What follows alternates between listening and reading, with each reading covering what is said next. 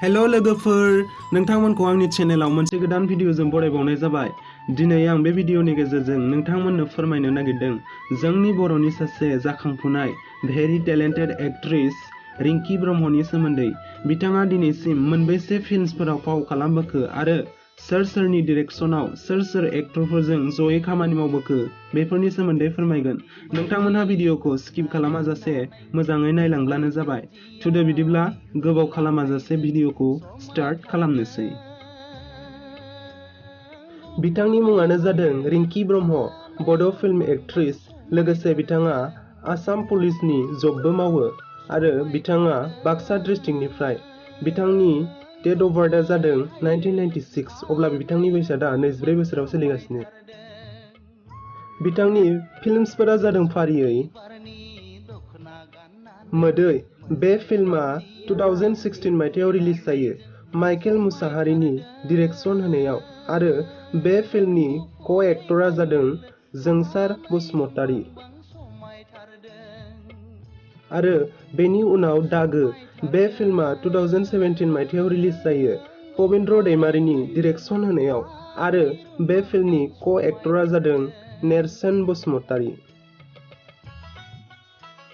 बेनि उनाव बिथांनि गुन गोनां गुन्दा फिल्माबो 2017 मायथाइयावनो रिलिज जायो सुबर्णा बसुमतारीनि डिरेक्शन होनायाव, आरो बे फिल्मनि को-एक्टरा जादों कुसुम बसुमतारी।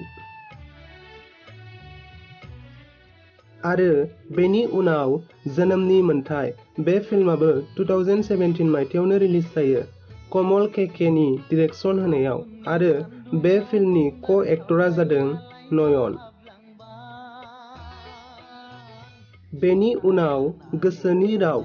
बे फिल्मा 2018 मायथाइयाव रिलिज जायो नेरसोन मुसाहारिनि डिरेक्शन होनायाव, आरो बे फिल्मनि को-एक्टरा जादों उत्तम। बेनि उनाव जेंसि। बे फिल्मा 2019 मायथाइयाव रिलिज जायो दीपक कुमार रामसियारिनि डिरेक्शन होनायाव। बे फिल्माव बिथाङा सापर्टिं एक्ट्रेसनि फाव खालामो, आरो बे फिल्मनि को-एक्टरा जादों अलंबार गयारी। बिथांनि आपकामिं फिल्मफोरा जादों अरगें आरो आंनो नांगौ।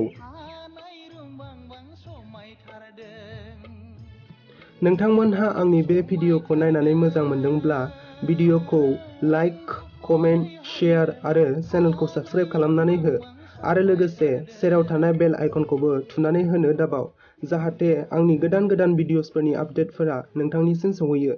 बेबादिनो आङो जोंनि बर' सावथुन मुलुगनि बायदि रोखोमनि आपडेट्सफोरखौनो बे चेनेलाव फोसावगोन।